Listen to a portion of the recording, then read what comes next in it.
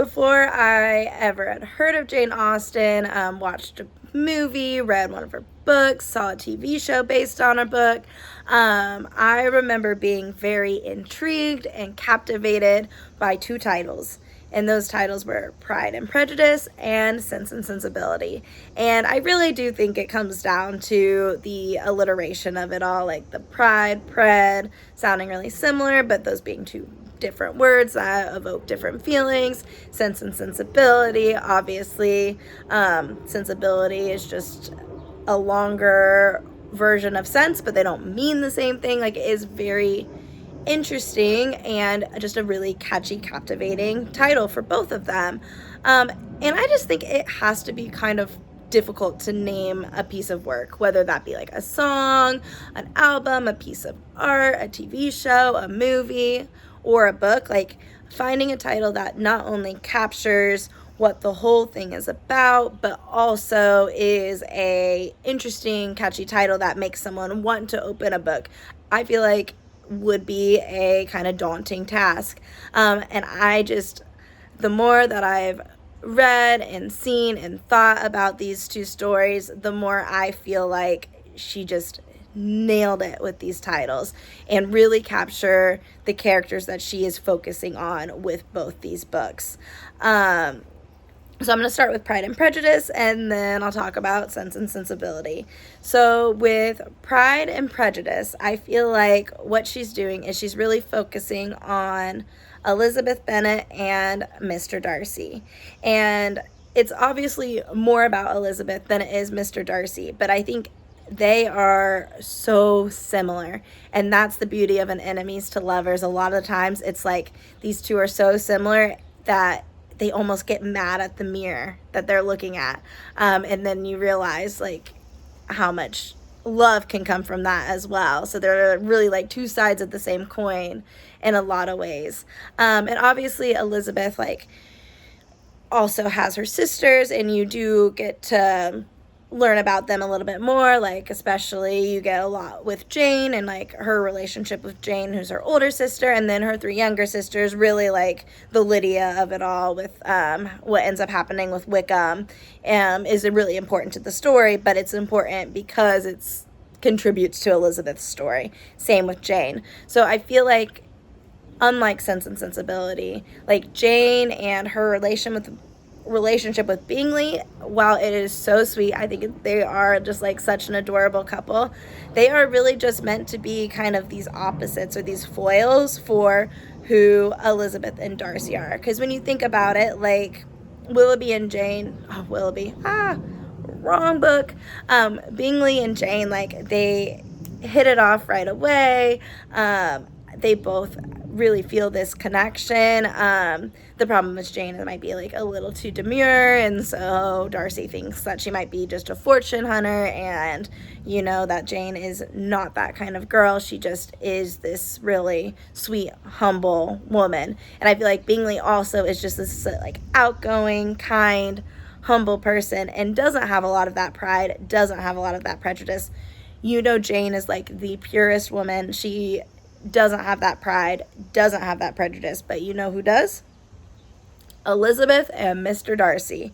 And this isn't even to say that a lot of times, especially the pride side of it all, is a bad thing, but it is what causes them to take so long to get together, right? Like Elizabeth is so prideful, and after Mr. Darcy hurts her feelings, she is never going to let him get to her again.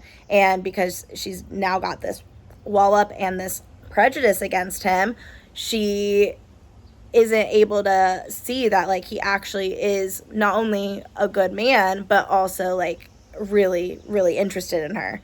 And then Mr. Darcy's the opposite, where like he says that she's not handsome enough to tempt him, even though he's like obsessed with her from the start. Everyone knows it. But he's just got this like prejudice against what her family represents and like that class divide and what that might mean for him, because he does have like such a fortune and everything. And he lets his pride ruin that first proposal. He lets his pride ruin his chance to get to know Elizabeth from the start. And then obviously Elizabeth's got that prejudice against him, not only from her initial experience with him, but also with Wickham lying to her about what happened between the two of them and making her think that Darcy is really selfish and this just horrible rich man who would never care for anyone and like is just so selfish. So they are really like so similar, and the story is them both realizing that even though it's good to be prideful and proud of who you are, if it's causing you to have this prejudice against people and causing you to have your guard up against people that are actually good, like, is that a good thing? Are you going to miss out on maybe like marrying the love of your life? Like, nothing's funnier than Elizabeth like visiting Darcy's home and being like, crap, what did I turn down? And then the servants are like, oh my gosh, we love him, he's the best. And she's just like, I really think I might have let myself hate someone and let my prejudice and my own pride about him hurting my feelings ruin something that could have been really good. And then Mr. Darcy realizing like the way that he proposed, saying that like he's lowering his standards for her because of her family, and realizing like that his pride and his prejudice against her family is what caused them to not be engaged from the get-go.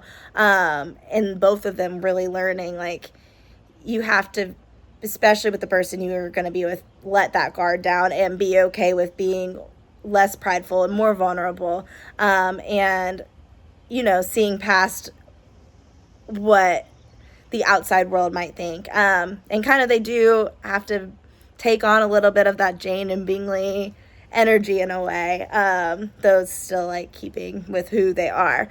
So Pride and Prejudice really is focusing on Mr. Darcy and Elizabeth and their journey.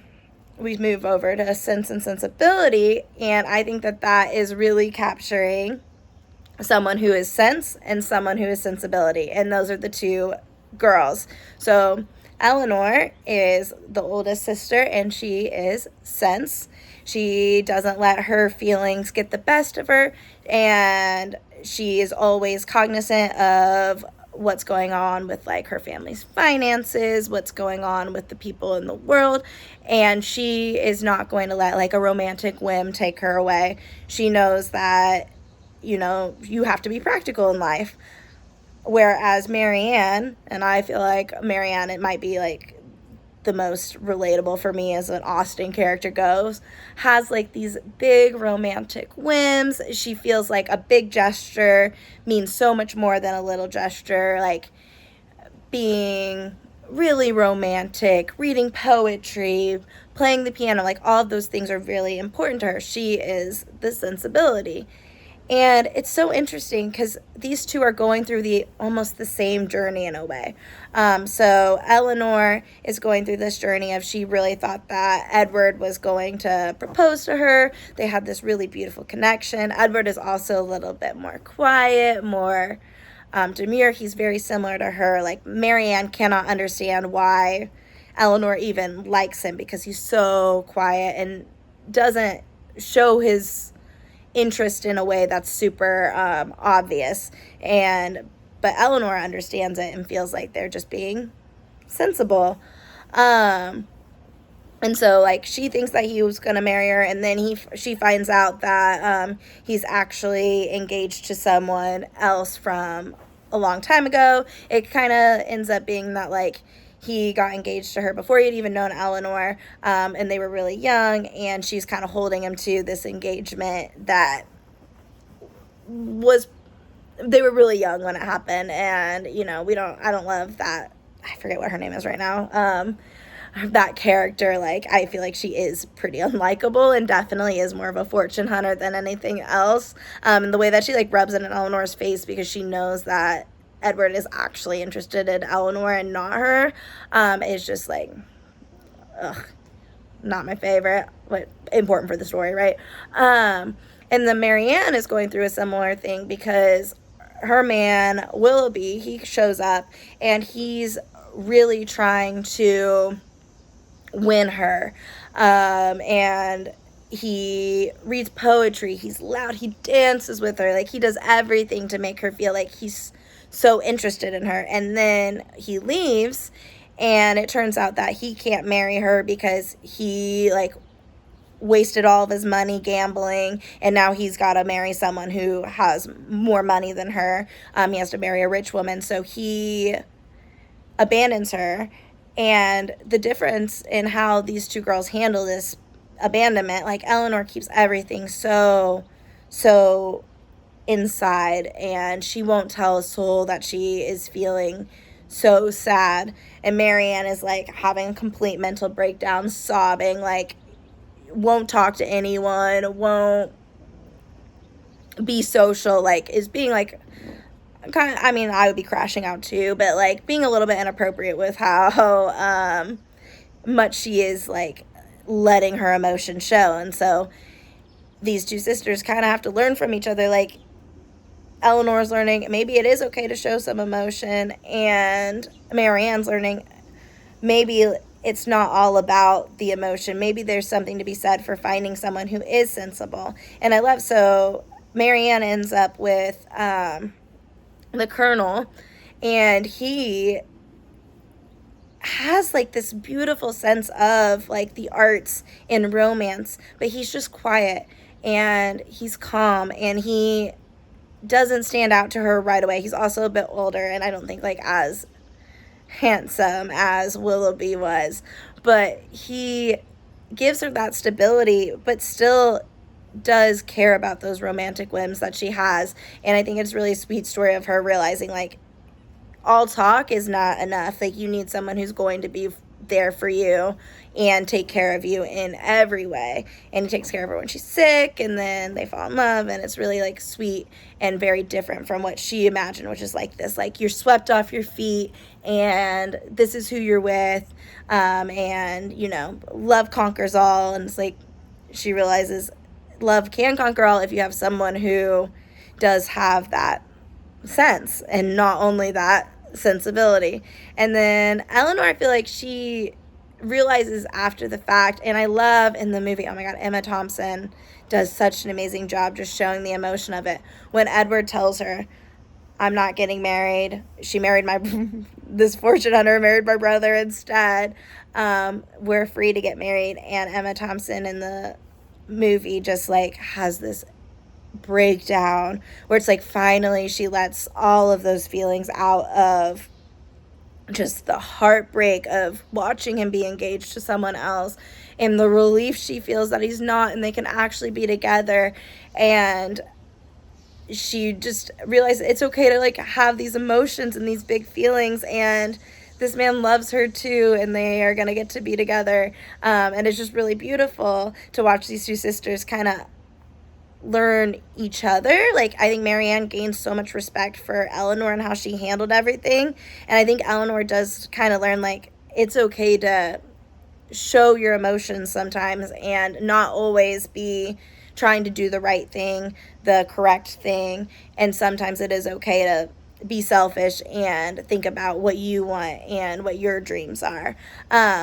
So yeah, Sense and Sensibility, it really is, those two sisters are Sense and Sensibility, and Pride and Prejudice is these two love interests, Darcy and Elizabeth, are Pride and Prejudice. They exhibit both of these qualities in how they present themselves. So, you know, like with two very similar titles, you could think, it's going to be like a really similar way that she's using the title, but I do think that she is highlighting different sets of characters with both of them. Again, I just think that the titles capture what the story's about so well for both of them. Obviously, like I'm not the first, won't be the last to say that she's a genius. She's really helped take one of the genres that I love and like given it such a foundation with her stories.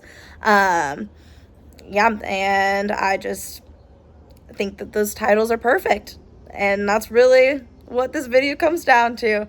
If there's anything that you have thought about when you've read these stories, watched them, a favorite apart from either a TV show, movie that really moved you, definitely put a comment below. But thank you so much for listening. Bye.